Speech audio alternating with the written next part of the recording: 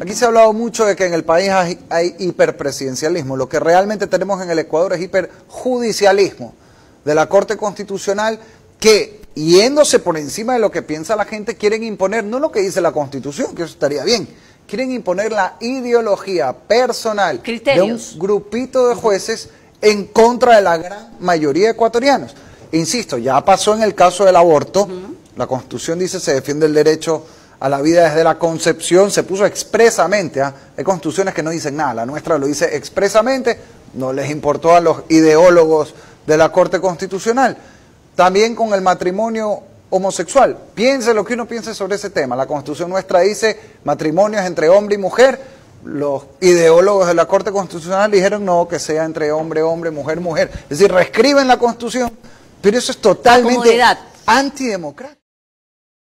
El exasambleísta del movimiento Creo, Héctor Yepes, se suma con sus expresiones a la campaña de desprestigio de la Corte Constitucional iniciada por el régimen de Daniel Noboa. Es llamativo su desplazamiento del hiperpresidencialismo, uno de los argumentos preferidos por las derechas para criticar al gobierno de Rafael Correa, a eso que define con el extravagante nombre de hiperjudicialismo. Con esto se refiere a la garantía de derechos que trata de desprestigiar con la consabida falacia de la ideología de género. Este tipo de contorsiones conceptuales de las derechas develan que, en el fondo, se trata de una cuestión de poder. El creciente autoritarismo de Noboa no es un tema de preocupación ahora. Lo es la Corte Constitucional, la única institución que promueve la expansión de la democracia en la sociedad ecuatoriana de este momento.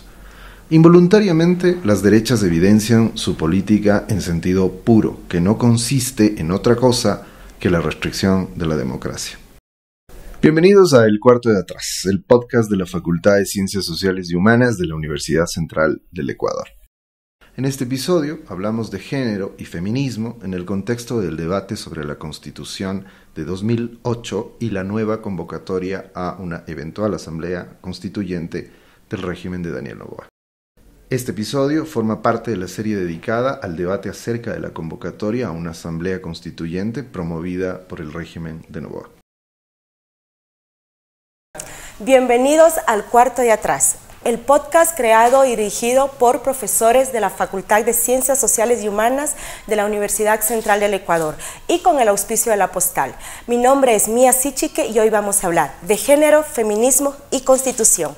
Para ello tenemos a dos invitados, Cristian Paula, profesor de nuestra facultad, activista, experto en derechos humanos y género, y Mayra Tirira, coordinadora de Surcuna y abogada feminista. Colegas, han pasado ya 17 años desde la Constitución que rige actualmente en nuestro país y de inicio se presentó como un hito en materia de derechos a nivel regional. ¿Qué de los aspectos que estaban inscritos en esta Constitución se han cumplido, se han mantenido? ¿Qué faltó durante todo este tiempo hasta la fecha? Por favor, Cristian. Bueno, yo creo que me voy a centrar en los temas de las diversidades sexogenéricas de la población LGBTI. Y bueno, haciendo un recuento de la Constitución del 98 a la del 2008, hay varias coyunturas que es importante tenerlas en consideración. Primero, la Constitución del año 98 fue la primera en reconocer el principio de igualdad y no discriminación basado en orientación sexual. ¿Por qué? Porque recién el año anterior de esta Constitución, el Tribunal Constitucional había declarado la inconstitucionalidad del delito de homosexualidad. Entonces, por eso, la Constitución del 98 introduce el principio de igualdad y no discriminación por orientación sexual, también en armonía de lo que sucedía en la región. Ya para el año 90, la OMS había señalado que la homosexualidad ya no era una enfermedad y el Ecuador fue uno de los países que más tarde decide declarar la inconstitucionalidad o despenalizar la homosexualidad. Entonces, en ese contexto, esa Constitución trae ese principio, pero esa Constitución no trajo más que la no criminalización de la homosexualidad. Del año 98 al año 2008, en esos 10 años, realmente en el Ecuador no sucedió nada a favor de las diversidades sexogenéricas o de la población LGBTI. No hubieron leyes, políticas públicas, ni nada que pueda dignificar la ciudadanía de las personas LGBTI. Entonces, esta lógica de ciudadanía de segunda se mantenía. Algo que sucedió en ese interín de esos 10 años fue en el año 2007, donde las personas trans pudieron de alguna forma cambiarse el nombre en su cédula, pero manteniendo el género asignado al nacer. Entonces, es decir, mujeres trans que se autoidentificaban como mujer, valga esta redundancia, pero que en el registro civil se mantenían como hombres, pudieron cambiarse el nombre, es decir, señalar una mujer trans que era, qué sé yo, Estrellita o Juliana, pero en su cédula se mantenía el sexo de hombre, y así se mantuvo hasta el año 2017. Y en el año 2007 también algo importante que sucedió fue la aprobación de la primera ordenanza municipal en Quito por la no discriminación hacia la población LGBT. Entonces los avances fueron supremamente mínimos, y ya para la Constitución del año 2008, obviamente el contexto es diferente después de 10 años más o menos 10 años de la despenalización, pero la población LGBTI se mantenía sintiendo ciudadana de segunda. Y en el llamado de la constituyente, les activistas presentaron varias propuestas, entre ellas, más allá de la no discriminación, porque eso ya era algo conseguido de la Constitución anterior, sino fue el reconocimiento de la identidad y el reconocimiento de las familias y el reconocimiento de la libertad sexual. Entonces, esta Constitución lo que trajo consigo fue el reconocimiento de eso, de la posibilidad que la población LGBTI fuera reconocida en el marco del principio de no discriminación, tanto por orientación sexual e identidad de género, el reconocimiento del derecho a la libertad sexual, el derecho a escoger libremente la orientación sexual, la identidad, a poder cambiarse de nombre y tal, y de género, y además el derecho a la familia en sus diversos tipos. Sin embargo, ahí hay un tema, porque se reconoce la unión de hecho para parejas del mismo sexo, se reconoce la familia en sus diversos tipos, pero esos dos artículos trajeron una maña. Y ahí es algo problemático, que las discusiones constituyentes mantuvieron el sesgo del prejuicio en función de la construcción de la familia. En la parte del matrimonio, por ejemplo, la Constitución del año 98 no estipulaba que el matrimonio era una institución entre hombre y mujer. La del 2008 ya lo introduce como hombre y mujer. Y una de las peticiones del movimiento LGBT fue que se reconociera las familias en sus diversos tipos y la institución de la unión de hecho. Y la unión de hecho fue en efecto reconocida. Sin embargo, se prohíbe textualmente la adopción para parejas del mismo sexo. Y ahí es cuando la Constitución abre como estas posibilidades importantes del reconocimiento de las familias, pero también coloca obstáculos constitucionales que más adelante se van a poder solventar, uno de ellos que es el matrimonio, pero en los debates constitucionales, y lo que evidencia la Corte Constitucional en sus sentencias del año 2008, es que los constituyentes debatían el tema de familia en su diversidad desde un sesgo prejuiciado, señalando que las familias de parejas del mismo sexo reproducían, que la homosexualidad se reproducía y que podía reproducirse o contagiarse a los niños, que los padres tienen el derecho de criar en la heterosexualidad a sus hijos y que ser homosexual o ser de la población LGBTI era lo mismo que ser criminal, enfermo o pecador. Sesgos que vienen desde la colonia aproximadamente, y eso se elevó a la Constitución. Entonces, en los temas de familia particularmente, la actual Constitución sí representó una contradicción en sí misma, donde habría una posibilidad pequeña de reconocimiento, pero al mismo tiempo un obstáculo constitucional para el avance a los derechos, pero que con las posteriores luchas, al menos el tema del matrimonio, fue posible ampliar esa protección. Yo me quedo hasta ahí. en esta sección. Gracias, Cristian. Mayra, en materia de derechos a las mujeres, ¿qué aspectos, qué derechos reconoce la Constitución del 2008 a las mujeres? ¿Cuáles fueron sus avances? ¿Cuáles fueron sus contradicciones en la misma línea de lo que nos plantea Cristian? Listo, creo que hay que entender igual a la Constitución como este proyecto más histórico, ¿no? Y dentro de esa historia también mirar cómo las mujeres formamos parte también de estos procesos, ¿no? Hay que mirar que la ciudadanía plena para las mujeres todavía no es una realidad, ¿no?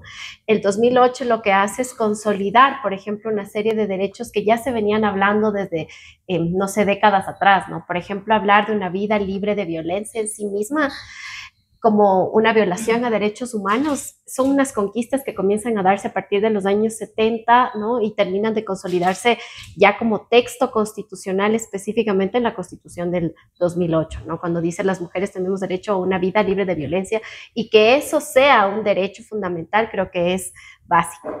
Ahora, creo que dentro de los principales desafíos, como todas las normativas, efectivamente va a ser su propia implementación. El hecho de hablar específicamente de una vida libre de violencia, tanto en el ámbito público como en el ámbito privado, creo que sigue siendo y es lo más desafiante, ¿no? Cuando hablamos en temas de violencia, todavía se escucha mucho en la localidad y la gente, bueno, eso es un asunto privado, eso es un asunto en el cual yo no intervengo, eso es un asunto en el cual yo no me meto, ¿no? Y claro, esto termina decantándose en procesos de violencia mucho más fuertes, como son los casos de femicidio. Entonces, creo que la Constitución, al reconocerlo y al traerlo a este espacio público, a la vida libre de violencia, que puede incluir tanto en el ámbito privado, es fundamental y también cambia la relación de derechos humanos de las mujeres, ¿no? Creo que a partir de ahí el trabajo todavía sigue siendo bastante extenso, ¿no? En relación a buscar efectivamente que esto se haga realidad. Sin embargo, creo que este reconocimiento constitucional luego da paso, por ejemplo, a leyes como la ley para prevenir y erradicar la violencia contra las mujeres, que evidentemente es una ley que va a tener como ciertas críticas, sin embargo, se le reconoce la institucionalidad, ¿no? Se le reconoce que haya podido crear un sistema, por ejemplo, un sistema que hable de prevención y erradicación de violencia basada en género. Evidentemente el sistema todavía es un sistema imperfecto, ¿no? Si bien es cierto, ha existido este reconocimiento sobre todo de la violencia en el ámbito privado, también ha quedado de lado las violencias en el ámbito público, ¿no? Por ejemplo, yo no puedo llevar una violencia hacia la mujer en el ámbito público a través de una contravención dentro de una vía penal. Entonces, digamos que es un sistema inacabado, pero que tiene que perfeccionarse, ¿no? Creo que los peligros pueden ser que efectivamente este sistema, en lugar de irse perfeccionando, pueda tener retrocesos. Y haber sacado a lo público la violencia y reconocerla dentro del aspecto constitucional es fundamental, ¿no? Creo que otro de los grandes reconocimientos va a ser hablar de derechos sexuales y reproductivos, ¿no? Hace un momento yo decía, las mujeres todavía no somos ciudadanas plenas y obviamente no lo somos porque no podemos tomar decisiones completamente autónomas sobre nuestra vida, ¿no? Sobre nuestra vida sexual y nuestra vida reproductiva. En el Ecuador, lamentablemente, el aborto sigue siendo un delito, ¿no? Son cerca de 500 mujeres que han sido procesadas por el delito de aborto y claro, esto impide nuestra plena ciudadanía. En ese sentido, evidentemente la Constitución, como bien decía Cristian, nos presenta como una suerte de esperanzas, ¿no? Porque nos dice, la Constitución nos dice, ustedes pueden elegir cuándo y cuántos hijos usted quiere tener, ¿no? Entonces, eso ya es en sí mismo un derecho reconocido y que se haya consolidado en la Constitución fundamental, ¿no? Si es que yo tengo la posibilidad de elegir, ¿no? ¿Por qué no puedo decidir no avanzar con un embarazo, ¿no? Sin embargo, este artículo sí abre después como nuevas discusiones, por ejemplo, en temas de despenalización del aborto por causal violación, ¿no? Creo que sin la existencia de este artículo en la Constitución, la discusión que después se tiene para poder hablar de despenalización de aborto por causal violación no hubiese sido posible. Entonces creo que la Constitución del 2008 todavía tiene deudas, ¿no? Evidentemente, pero también es una Constitución que yo me atrevería a decir que recién en estos últimos años va tomando como más conciencia social, ¿no? Creo que recién ahora la gente tiene como como esta noción de, bueno, tenemos esta constitución, ¿no? Y empecemos a jugar más con esta constitución, y creo que esto no tiene más de 10 años, ¿no? Creo que los primeros años de la constitución fue, bueno, intentemos cambiar de sistema, ¿qué es esto, no? Y creo que recién en estos últimos años estamos empezando a jugar con esta constitución, ¿no? Y creo que más bien lo peligroso sería tener retrocesos a partir de las ganancias que ya hemos tenido, en lugar de buscar como oportunidades que todavía sigue ofreciendo la Constitución. A mi criterio, creería que no hablamos de una Constitución caduca, ¿no? Creo que al contrario, todavía ofrece muchas posibilidades y muchas opciones de mejora, ¿no? Entonces, creería que eso como para iniciar. Yo solo ahí para articular algo que beneficia tanto a los derechos de las mujeres como de la población LGBTI y al resto de poblaciones históricamente discriminadas, es la apertura más directa que da la Constitución al incorporar la aplicación directa de los tratados internacionales de derechos humanos, que eso nos brinda la amplitud del catálogo de derechos, no solo limitado al texto constitucional, sino hacer vivo lo que el Estado ecuatoriano desde los años 70 ha venido asumiendo como responsabilidad nacional, pero ya aplicarlo de manera directa a través de la jurisdicción nacional, algo que probablemente con las constituciones anteriores no era tan fácil o tan evidente. Esta constitución sí nos trae herramientas específicas para que los derechos que están en la Constitución se complementen con los que están en los sistemas internacionales de protección. Y eso no se va a quitar así cambiemos de Constitución. Y eso es importante recalcarlo, porque eso sí significaría que el Ecuador tendría que denunciar más de 30 instrumentos de derechos humanos de los cuales es parte, y eso la comunidad internacional podría generar mecanismos de sanción o aislamiento. Ustedes, Cristian, particularmente tú, has hecho un diálogo con la Corte Constitucional y la Constitución en cuanto a los derechos. Por su parte, Mayra nos ha mencionado sobre que esta es una Constitución que, aunque ha avanzado, todavía tenía que caminar un poco más para que llegue a concretarse todo lo que dice en cada uno de sus artículos. Hace algunos días, un opinador político en un medio indicó que el problema de la Constitución es la Corte Constitucional, que hace lo que un pequeño grupo ideologizado quiere imponer sobre el país. Hablaba sobre el derecho al aborto, hablaba sobre el derecho al matrimonio igualitario, y hay algunos datos que son favorables hacia la posibilidad de que la sociedad ecuatoriana quiere una nueva constitución. ¿Qué decir ustedes frente a esto? Por un lado, los medios dicen que estamos ideologizando, que se está ideologizando desde la Constitución y otras instituciones del Estado, y por otro, la sociedad al parecer tiene un impulso positivo hacia el cambio de Constitución. ¿Qué podemos decir al respecto? Bueno, creo que está muy en el ambiente, ¿no? Y es parte como de este contexto actual hablar un poco de los cambios constitucionales. Es más, nos van a preguntar efectivamente si queremos iniciar un nuevo proceso constitucional o no.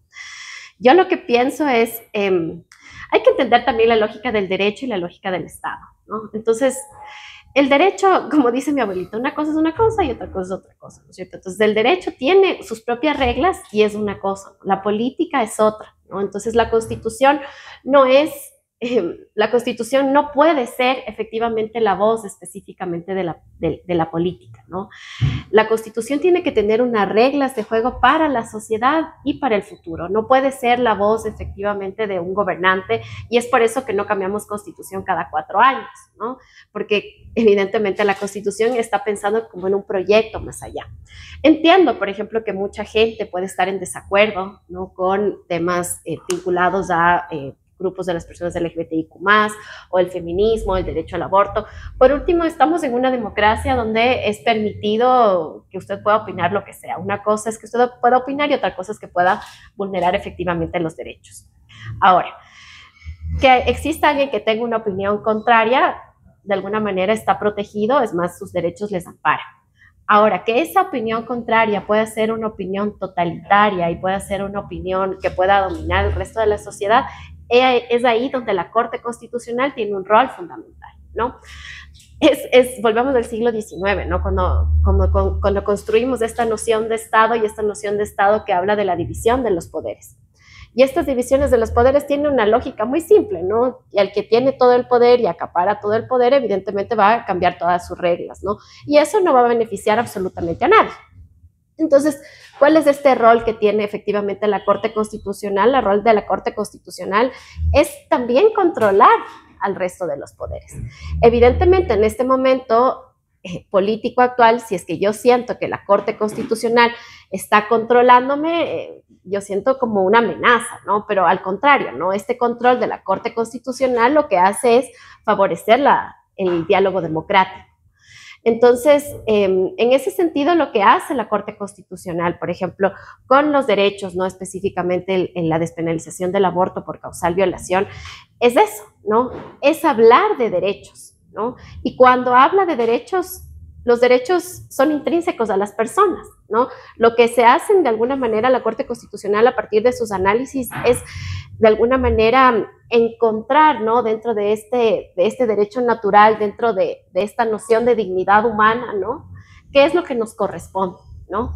Evidentemente los derechos no pueden consultarse ni deberían ser consultados jamás, ¿no? Lo que ha hecho la Corte Constitucional ha sido lo justo, ¿no? Ha sido tratar de, a partir del análisis de normas jurídicas, ¿no? Tanto de derecho interno como de derecho internacional, aplicarlo en un escenario para favorecer los derechos de las personas, ¿no? Entonces puede ser que exista cualquier persona que diga estoy en contra de la Corte Constitucional porque se extralimiten sus funciones, para nada. Lo que ha hecho la Corte Constitucional, por un lado, ha sido cumplir con su rol de controlar y por otro lado, ha sido dotar de sentido y avanzar en algunos de los derechos que todas las personas tenemos, ¿no? Son parte de la dignidad humana.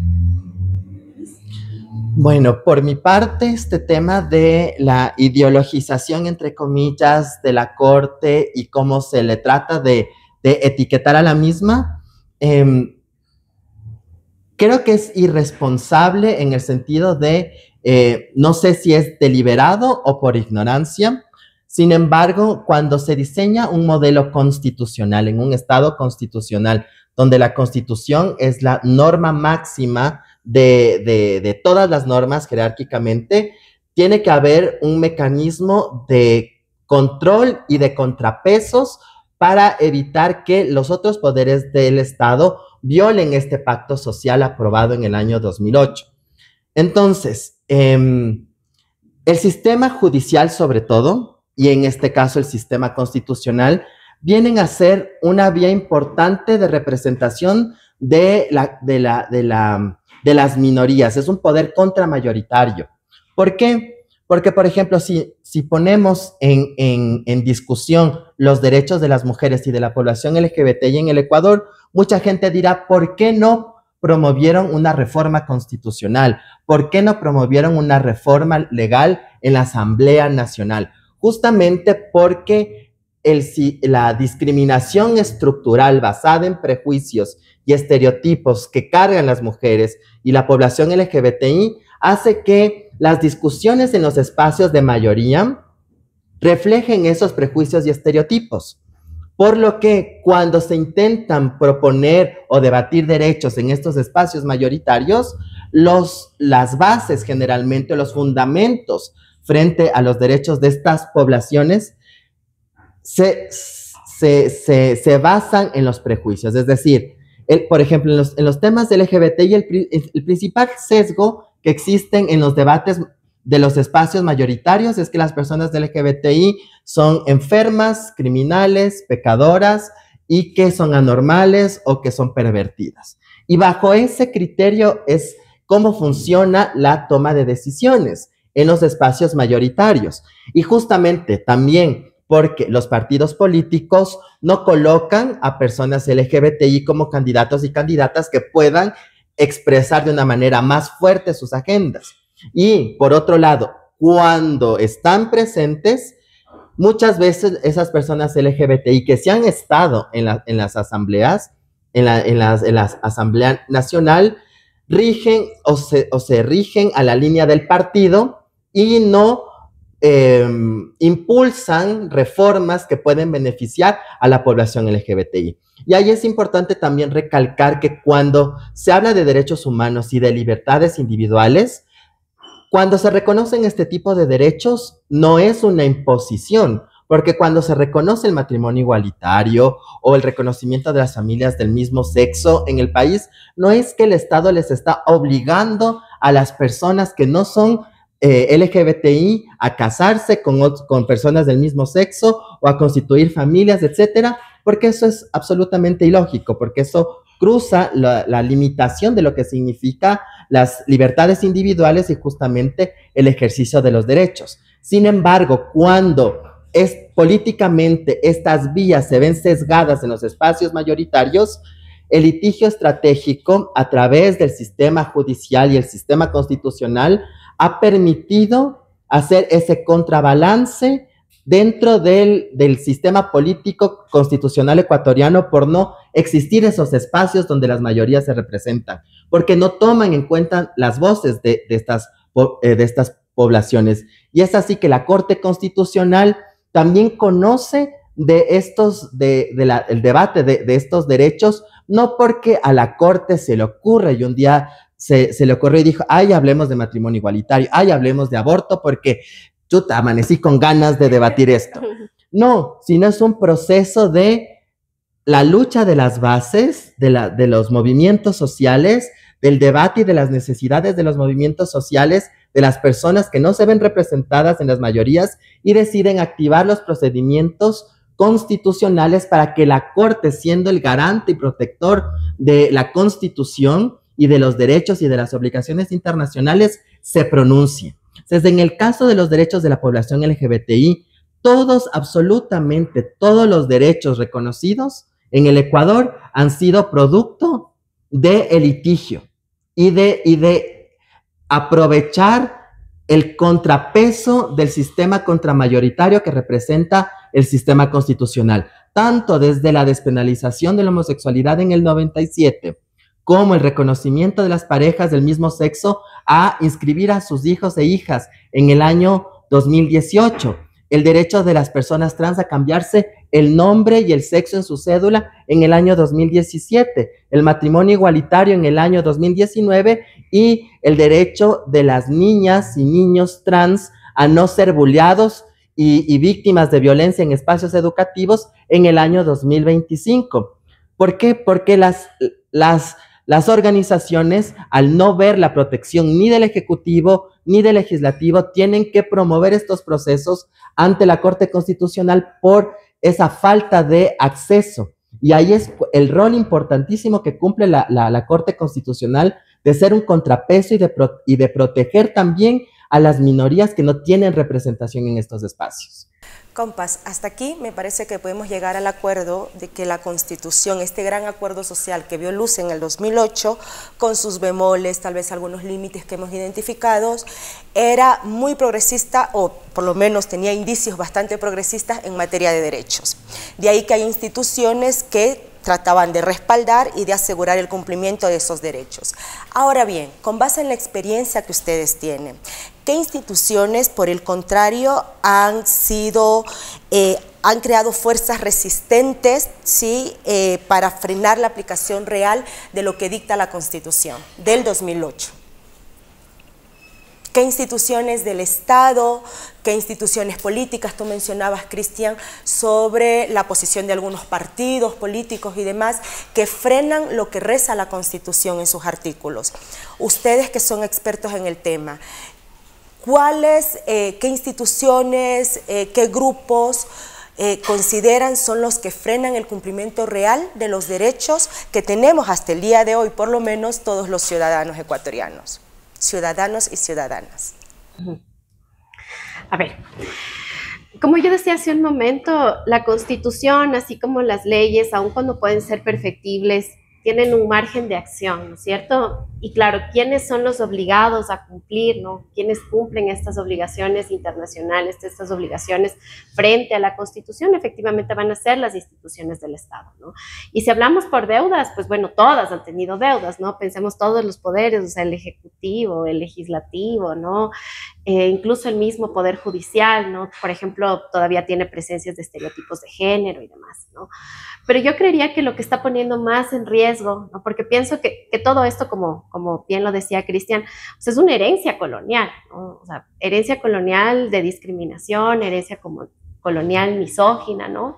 Entonces, todo el trabajo que postula la Constitución, todo lo que estamos haciendo en las organizaciones sociales, también desde los espacios de la academia, es trabajar justamente frente a esos estereotipos, tratar de mitigar un poco toda esta historia colonial, toda esta historia de violencias, ¿no? que hemos vivido para tratar de implementarla ya en la práctica, ¿no? Ya pasando las normas jurídicas. Ahora pienso que las principales barreras que tenemos que están permeando las instituciones son los discursos de odio, ¿no? Creo que lo que veo, o sea, no solamente que alguien no quiere cumplir una norma jurídica porque le parece que, no sé, que es normal o ha sido normal que las niñas sean madres, ¿no? O sea, es como, bueno, lo he visto desde mi abuelita, fue mamá a los 14 años, ¿no? Que es horrible, pero que puede pasar. Creo que ahora lo que está permeándose más bien dentro de las instituciones, que yo creería que es una de las principales barreras, ya son específicamente los discursos de odio, ¿no? Donde lo que se busca es crear un nuevo enemigo, ¿no? Se piensa que las personas que defendemos derechos o incluso los propios derechos humanos ahora son el enemigo. Y creo que este discurso del enemigo en las instituciones, vistas de estas como el poder ejecutivo, el poder legislativo, el propio poder judicial, lo que está haciendo es aniquilar efectivamente cualquier suerte de querer aplicar derechos, ¿no? Y pienso que hablar, por ejemplo, de enemigos a todos los temas de derechos humanos es lo más grave, ¿no? Porque finalmente los derechos humanos nos habitan a nosotros, es parte de nuestra dignidad humana y es de aniquilarnos, ¿no? Se habla ahora de una suerte de contrarrevolución, ¿no? Como decir, bueno, ya está el mundo de la revolución de los derechos humanos, ahora eso ya no es así porque ha sido una dictadura de los derechos humanos, cuando, bueno, ojalá y viviéramos en una dictadura de los derechos humanos, ¿no? O sea, no sería dictadura, ¿no? Porque sería un espacio donde todos podamos habitar de una forma digna y de una forma completa, ¿no? Pero creo que el discurso, ¿no? Y dado a este discurso, el propio poder punitivo del Estado lo que se vuelve es en ejecuciones extrajudiciales, en graves violaciones a derechos humanos, ¿no? Se cree que ahora, por ejemplo, por hablar de seguridad, ¿no? Creo que todos y todas queremos seguridad, ¿no? Pero esta idea de seguridad que también es parte como de un derecho, ¿no? Este derecho a la vida libre de violencia y todo este derecho humano, pero creo que ahora hablar de seguridad, cuando se ha construido un discurso de enemigo, lo que hace es completamente vulnerar la democracia y no está realmente protegiendo los derechos de las personas, ¿no? Y creo que eso es lo más peligroso y creería que eso es lo que afecta mucho más que la negligencia estatal que ya sabemos que existe y que de alguna manera hemos trabajado todos estos años en buscar herramientas para mejorar un poco esta práctica en el ejercicio de los derechos. Cris, ¿te puedo hacer una pregunta? Cris, ¿qué temores sociales, qué temores en la población LGTBIQ+, tú crees que despierta la posibilidad de que la constitución que tenemos ahora sea cambiada por una constitución que a todas luces parece ser más regresiva en derechos? Bueno, creo que un poco atando con lo que decía Mayra, en los temas de género, especialmente en Latinoamérica y en el Ecuador, no importa si la corriente política es progresista, de izquierda, de derecha, los prejuicios se han mantenido. Entonces, cuando se ha generado debates o propuestas de ampliación de derechos o de protecciones, las narrativas prejuiciosas siempre han salido, independientemente del espacio político. Y ese es un problema que la discriminación estructural basada en género permea también las corrientes políticas que podrían decirse progresistas o que no podrían decirse progresistas. Y es así que estas narrativas así han sido muchas veces la fórmula por la cual se han se han impedido el avance de derechos que están en la Constitución. Entonces, la ideología política de los partidos muchas veces lo que representa es, de alguna forma, la reproducción de la discriminación estructural que viene de la colonia con estos sesgos de género, tanto a las mujeres y a la población LGBTI. Así que no es un tema que la población LGBTI sienta ahora únicamente que el ataque o el estigma, sino que es algo que viene desde la colonia. La población LGBTI ha sido etiquetada como sodomita, y la sodomía significaba pecador y criminal al mismo tiempo. Después se legalizó en 1872 la homosexualidad como delito y se mantuvo así hasta 1997. A final del siglo XX, ya quitando las narrativas teológicas del derecho, se comienza a tratar a las personas LGBTI como enfermas, que se mantiene desde el siglo XIX hasta finales del siglo XX. Y ahora la nueva narrativa es catalogar a los derechos de la población LGBTI como ideología de género, y que toda esta protección de derechos y de libertades son ideología de género, y que se pretende ideologizar a los niños y a las niñas y a la sociedad frente a derechos individuales de las personas que nunca tienen esa intención de la población LGBTI de convertir, o en Colombia, por ejemplo, hubo una narrativa jocosa, entre comillas, que en el debate del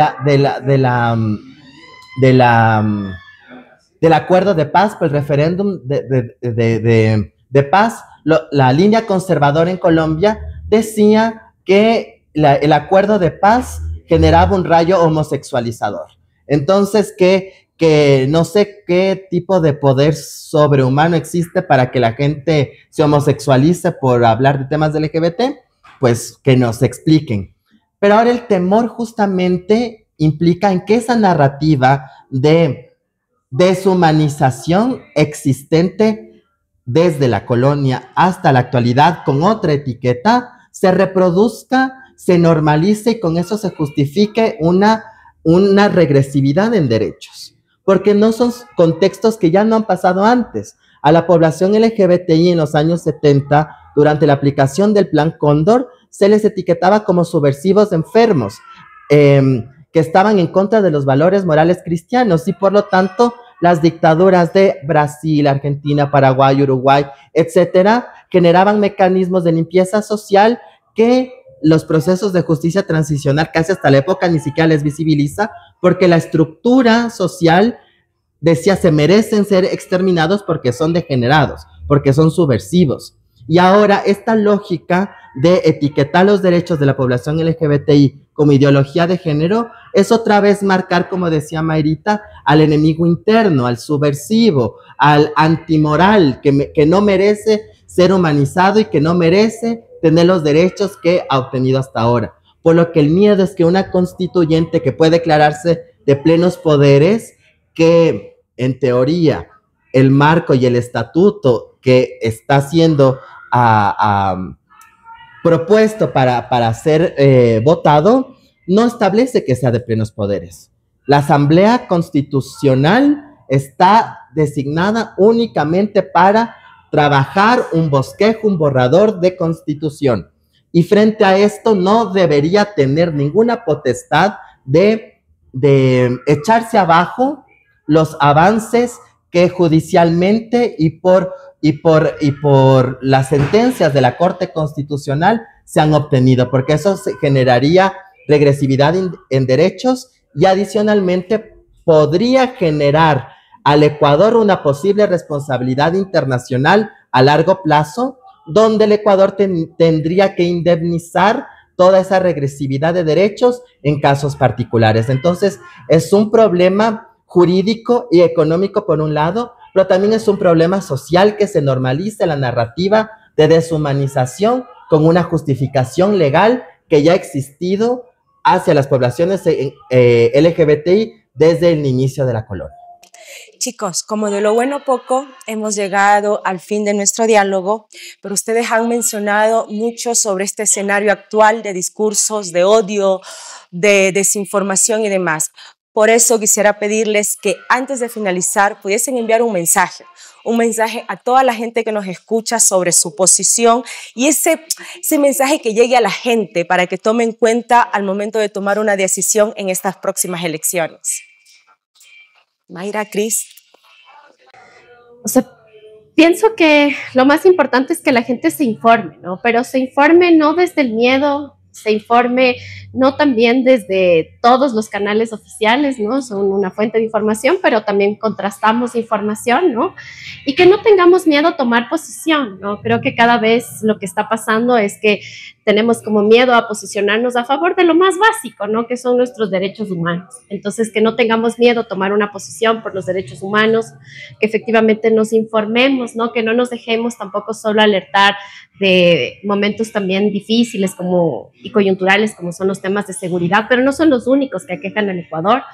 Entonces, en función de esto, tomemos como decisiones más informadas, posicionémonos por los derechos humanos, que finalmente son los derechos de todos, y también, o sea, soñemos, ¿no? Con la posibilidad de tener futuros mejores, ¿no? Futuros donde no haya como el miedo, ¿no? Que no sea el miedo el que rija la vida en la sociedad, sino que sea más bien el diálogo democrático.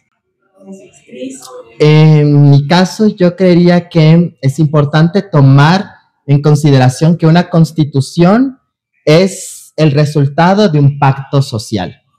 Y ese pacto social tiene que ser universal, inclusivo, dialogante, paritario, y tiene que existir una coyuntura donde las personas tengamos toda la libertad de poder expresar nuestras opiniones y que esas opiniones puedan llegar a las instancias que pretenden reformar las normas jurídicas.